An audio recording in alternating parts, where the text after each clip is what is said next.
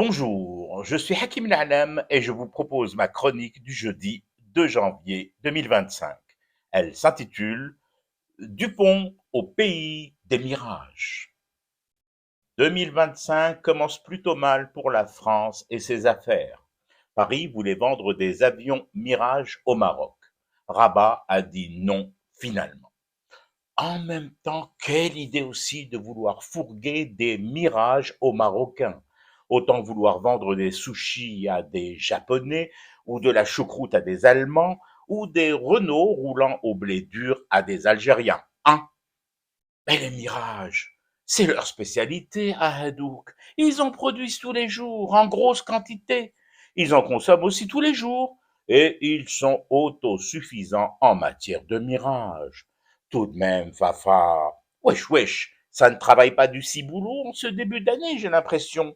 Il n'y a plus personne pour réfléchir sur le marché marocain, ses besoins, les débouchés et les perspectives réelles qu'il offre. Où sont passés les fameux bureaux d'études de Macron? Et ils auraient dû au moins vous prévenir que s'il existe un pays au monde à qui tu ne peux pas la faire en la matière, celle des mirages, c'est bien le royaume de Cannabisland. Il y a comme ça des machins, des segments qu'il faut absolument éviter en négoce avec Rabat. D'ailleurs, l'histoire du commerce entre la France et le Maroc regorge d'anecdotes qui auraient dû mettre la puce à l'oreille aux Français. Tenez, c'est comme cette autre année qui a vu un investisseur breton mettre ses sous dans une usine de fabrication de kits de mesure du taux de cannabis.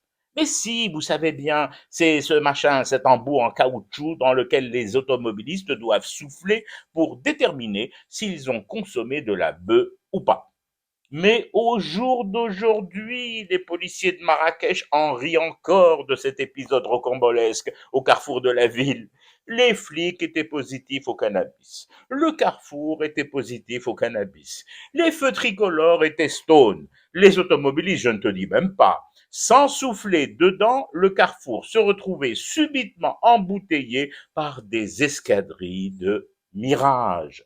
L'investisseur a finalement revendu son usine de kit en kit sur la place de Jamaat el-Fna, a racheté avec les quelques dirhams récoltés un Cobra de contrefaçon et des compatriotes à lui, de passage au Maroc, racontent aujourd'hui encore l'avoir vu jouer de la flûte devant une jarre vide de son serpent. La bestiole dressée comme tout bon reptile marocain ayant rejoint depuis belle lurette son ancien maître.